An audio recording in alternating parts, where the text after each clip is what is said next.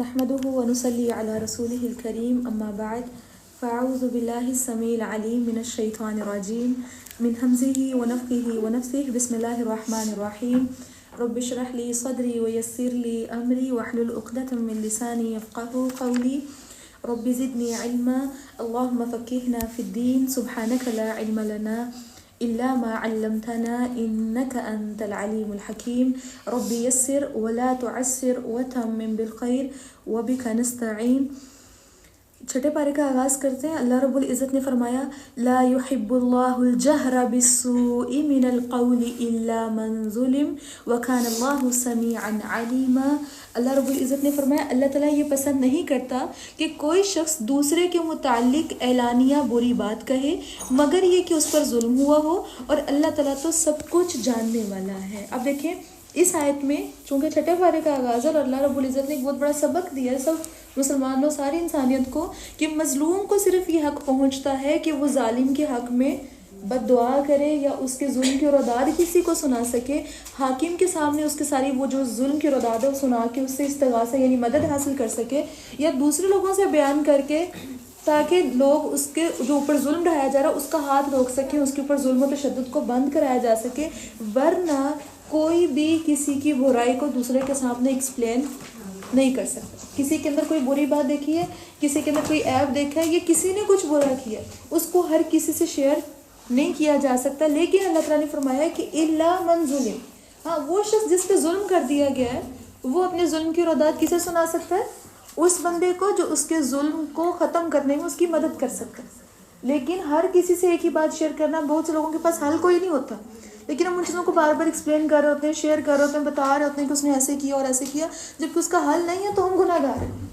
لیکن کسی نے برا کیا اس پر ہمیں اجر ملنا تھا نا، صبر کیا تھا، ہم نے برداشت کیا تھا. لیکن جب ہم ہر کسی سے شیئر کر رہے ہیں تو ہم کیا کر رہے ہیں؟ اجر کو ضائع کر رہے ہیں اور ہم گناہ گار ہو رہے ہیں. یہاں پر ایک اور چیز ہوا پتہ ہے کیا تھا؟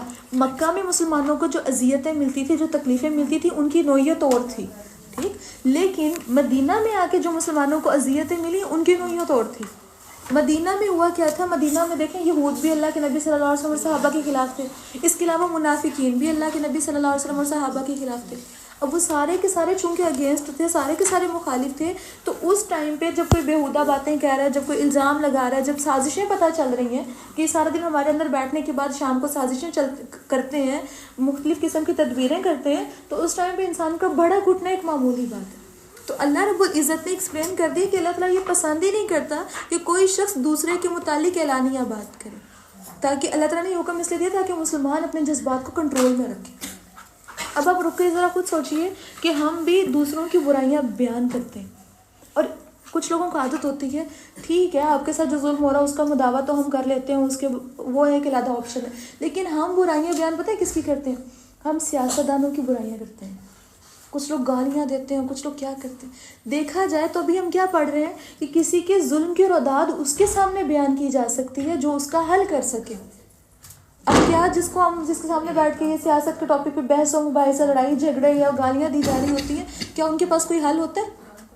کچھ بھی نہیں. ہم کیا کر رہے ہیں؟ ہم صرف گناہ گار ہو رہے ہوتے ہیں. اور پھر اسی طرح آگے دیکھیں اللہ رب العزت نے فرمایا ان تبدوا خیرا او تخفوه او تعفوا عن سوء فان اللہ کان عفوا قدیرا. فرمایا اگر تم کوئی بھلائی اعلانیہ کرو یا خفیہ کرو یا کسی کا قصور معاف کر دو تو اللہ تعالیٰ خود بھی بڑا معاف کرنے والا ہے اور ہر بات پر قادر بھی ہے. پتہ ہے کیا چلتا ہے؟ اللہ رب العزت نے فرمایا کہ یعنی بجائے اس کے کہ تم بدلہ لو، کسی کو برائی کو ایکسپلین کرو، سب کے سامنے کھول کر بیان کرو، اس سے بہتر یہ ہے کہ تم اس کو معاف کر دو. کیوں؟ کیونکہ بہت سی احادیث سے پتہ چلتا ہے آپ صلی اللہ علیہ وسلم نے فرمایا معاف کر دینے سے اللہ تعالیٰ بندے کی عزت کو بڑھاتا ہے. ہمیں ایسا لگتا ہے نا کہ ہم کسی کو معاف کریں گے تو اگلا بندہ یہ سمجھے گا شاید یہ کچھ کر نہیں سکتی ہے، شاید یہ واقعی غلط تھی اس لیے اس کے اوپر ظلم کیا گیا تو یہ بالکل ٹھیک ہوا. نہیں، اللہ کے نبی صلی اللہ علیہ وسلم نے کیا فرمایا؟ اللہ تعالیٰ بندے کی عزت کو بڑھا دیتے. پھر اسی طرح ایک اور بڑی پیاری حدیث ہے، اللہ کے نبی صلی اللہ علیہ وسلم نے فرمایا میری تمام امت کو معاف کر دیا جائے گا سوائے گناہ ظاہر کرنے والوں کے. گناہ ظاہر کر کسی کے بارے میں کوئی بری بات آپ کو معلوم ہے، دل میں رکھی ہے ٹھیک ہے، لیکن جب اس کو ایکسپلین کر رہے ہیں تو آپ صلی اللہ علیہ وسلم نے فرمایا وہ گناہ یہ ہے کہ آدمی رات کو کوئی برا کام کرے، کچھ لوگوں کے ساتھ مل کے اس نے کوئی برا کام کیا اور پھر جب صبح ہو تو اگرچہ اللہ نے اس کے عمل پر پردہ ڈالا ہوگا، کسی کو نہیں پتا اس نے رات کو کون سا فحش کام کیا، کون سا حرام کام کیا، لیکن وہ صبح اٹھ کر دوسروں کو کہے کہ اے فلاں میں نے آج رات یہ اور یہ کام کیا تھا، اللہ نے تو اس کے عیب پر پردہ ڈالا تھا مگر اس نے اپنے عیب سے اللہ کا پردے کو خود کھول دیا۔ اب دیکھیں بہت سے لوگ رات کو بیٹھ کے موویز دیکھتے ہیں، فحش کام کرتے ہیں، حرام کام کرتے ہیں، دوسروں کو بتاتے ہیں ہم نے یہ کام کیا تھا اور بڑا ہی مزہ آیا، ہم نے بہت انجوائے کیا۔ آپ نے کیا، آپ بھول گئے، چھوڑ دیا، لیکن اگلا بندہ دیکھنے لگ پڑا، اگلا بندہ وہ چیز سننے لگ پڑا، اگلے بندے کی وہ چیز روٹین میں آ گئی، آپ بتا کے بھول گئے اور اگلا بندہ لگ گیا تو وہ تو گناہ جاریہ ہو گیا، ڈیلی کا ڈیلی گناہ۔ پھر ہم نے گناہ کیا تھا، اللہ نے پردہ ڈالا تھا اور ہم نے اس گناہ کو کیا کیا، فاش کیا، خود اس پردے کو کھولا، تو ہم کیا کرتے ہیں، ہم گناہ گار ہوتے ہیں۔ اللہ کے نبی صلی اللہ علیہ وسلم نے فرمایا میری امت کے سارے گناہ معاف کر دیے جائیں گے سوائے اس گناہ کے جو ظاہر کیا جائے۔ بہت سے غلطیاں کوتاہیاں ہم سے ہوتی ہیں جس کے بارے میں لوگوں کو نہیں پتہ ہوتا، تو ہمیں بھی نہیں بتانا چاہیے، بلکہ کیا کرنا چاہیے، اللہ تعالیٰ سے دعا مانگنی چاہیے، اللہ تعالیٰ سے معافی مانگنی چاہیے۔ پھر اسی طرح اللہ رب العزت کے اسی ٹاپک اللہ رب العزت کی اس قول کے بارے میں اللہ کے نبی صلی اللہ علیہ وسلم نے فرمایا جس نے کسی مسلمان کی پردہ پوشی کی، اللہ تعالیٰ کل قیامت کے دن اس کی پردہ پوشی کرے گا۔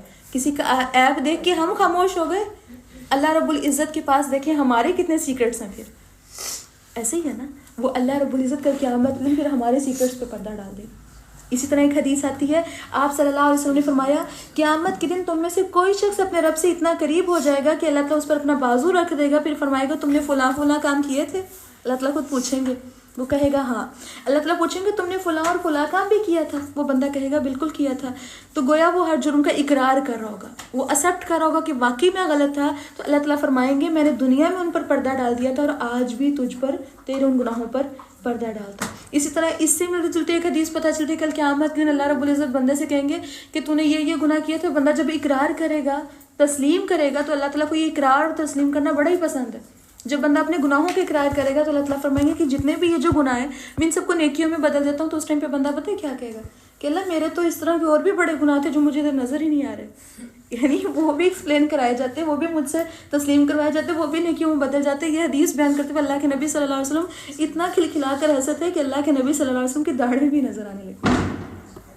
اللہ تعالیٰ سے دعا ہے کہ اللہ رب العزت ہمیں واقعی پردہ پوشی کرنے والے لوگوں میں شامل فرمائے، اللہ تعالیٰ ہمیں عفو و درگزر کرنے والے لوگوں میں شامل فرمائے۔ اور اللہ تعالیٰ نے فرمایا ان الذین یکفرون باللہ ورسولہ، بے شک جو لوگ اللہ اور اس کے رسولوں کا انکار کرتے ہیں اور چاہتے ہیں کہ اللہ اور اس کے رسولوں کے درمیان تفرقہ کریں اور کہتے ہیں کہ ہم فلاں فلاں رسول پر تو ایمان لاتے ہیں اور فلاں فلاں رسول کا انکار کرتے ہیں، اور یہ چاہتے ہیں کہ کفر اور ایمان کے درمیان ایک تیسرا رستہ نکال لیں، تو فرمایا ایسے ہی لوگ پکے کافر ہیں اور ہم نے کافروں کے لیے رسوا کرنے والا عذاب تیار کر رکھا ہے۔ اور جو لوگ اللہ اور اس کے تمام رسولوں پر ایمان لاتے ہیں اور ان میں کسی کی بھی تفریق نہیں کرتے، ایسے ہی لوگوں کو اللہ ان کی اجر عطا کرے گا، اور اللہ تعالیٰ بڑا ہی بخشنے والا، رحم کرنے والا ہے۔ یسألک اہل الکتاب ان تنزل علیہم کتابا من السماء، اہل کتاب آپ سے مطالبہ کرتے ہیں کہ آپ آسمان سے ان پر کوئی کتاب، لکھی ہوئی کتاب اتار کر لے آئیں۔ ان لوگوں نے تو حضرت موسیٰ علیہ السلام سے بھی اس سے بڑی بات کا مطالبہ کیا تھا، اور کیا کہنے لگے تھے کہ ہمیں اللہ کو ہمارے سامنے ظاہر کر کے دکھاؤ۔ ان کی اس سرکشی کی وجہ سے ان کو بجلی نے پکڑ لیا، پھر اے اہل کتاب تم نے واضح دلائل آ جانے کے بعد بچڑے کو اپنا معبود بنا لیا۔ یعنی وہ لوگ جو نبی صلی اللہ علیہ وسلم کے معجزے کا مطالبہ کرتے ہیں، اللہ تعالیٰ نے فرمایا یہ وہی لوگ ہیں، یہودی وہی لوگ ہیں جنہوں نے موسیٰ علیہ السلام سے بڑے بڑے معجزات کا مطالبہ کیا تھا، لیکن انہوں نے اس کے باوجود کیا کیا تھا، شرک کیا تھا۔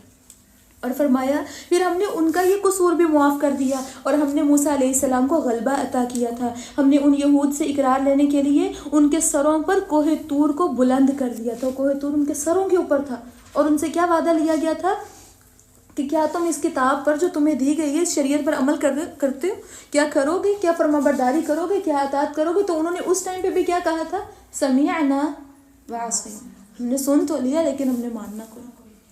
اور اللہ تعالیٰ نے فرمایا ہم نے ان یہود سے اقرار لینے کے لیے کوہ طور کو ان کے سروں پر بلند کیا اور کہا کہ دروازے میں سجدہ کرتے ہوئے داخل ہونا، اور اس کے علاوہ یہ بھی کہا تھا کہ ہفتے کے بارے میں زیادتی نہ کرنا، اور ان باتوں پر ہم نے ان سے پختہ وعدہ لیا تھا۔ پھر چونکہ ان لوگوں نے اپنا عہد توڑ دیا اور اللہ کی آیات کا انکار کر دیا اور انبیاء کو ناحق قتل کرتے رہے اور یوں کہا کہ ہمارے دل غلافوں میں ہیں، حالانکہ اللہ نے ان کے کفر کی وجہ سے ان کے دلوں پر مہر لگا دی تھی۔ وہ لوگ پتہ ہے کیا کہتے تھے؟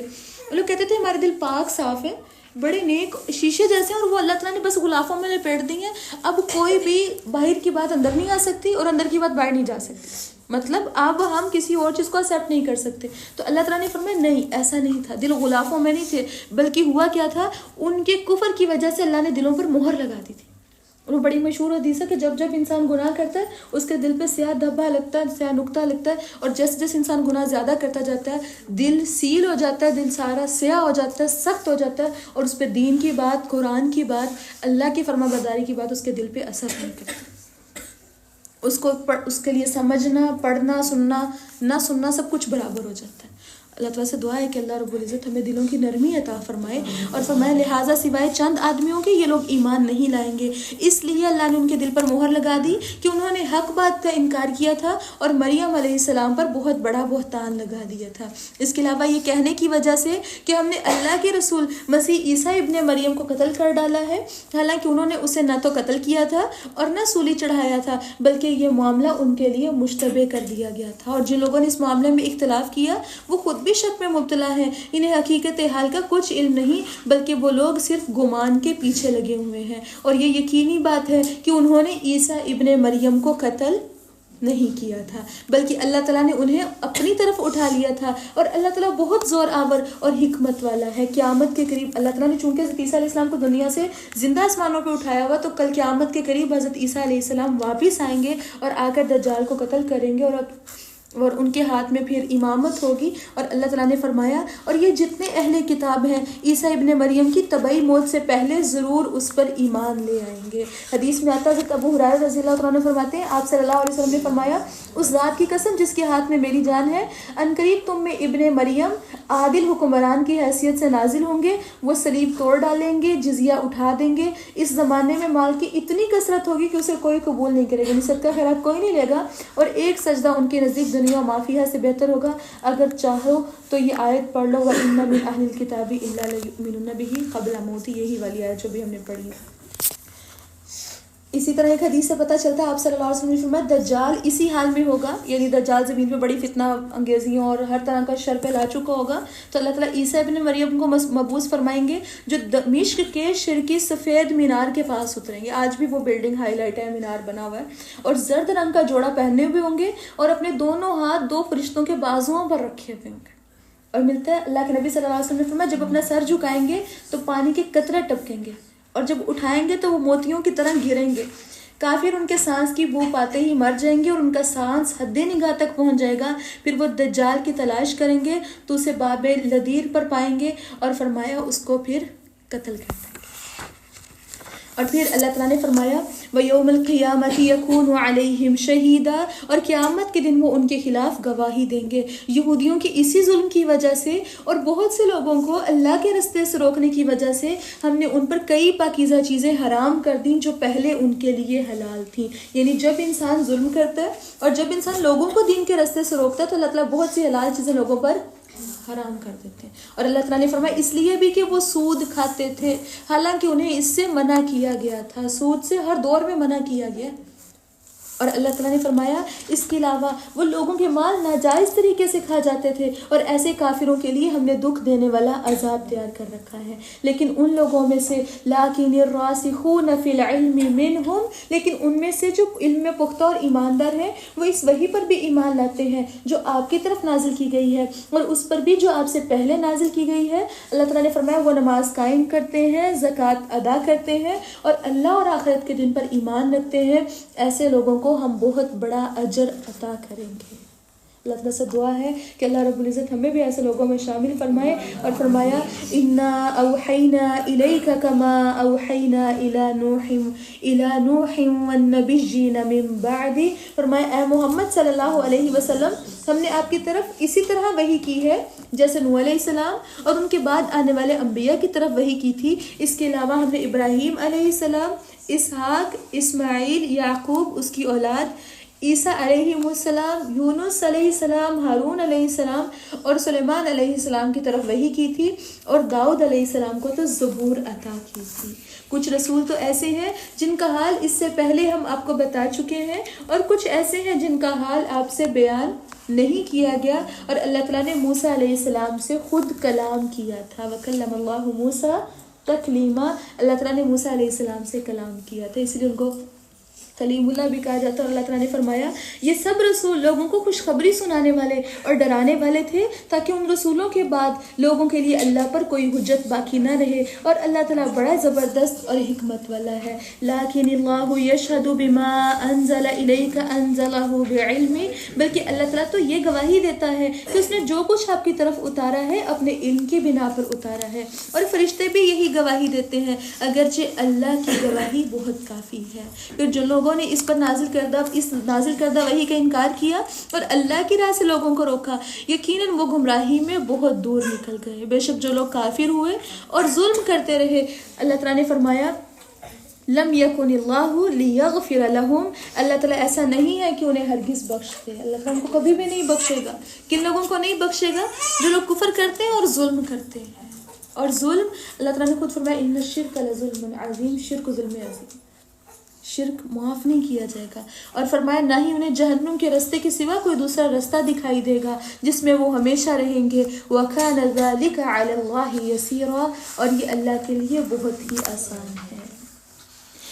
یا ایھا الناس قد جاءکم الرسول بالحق من ربکم.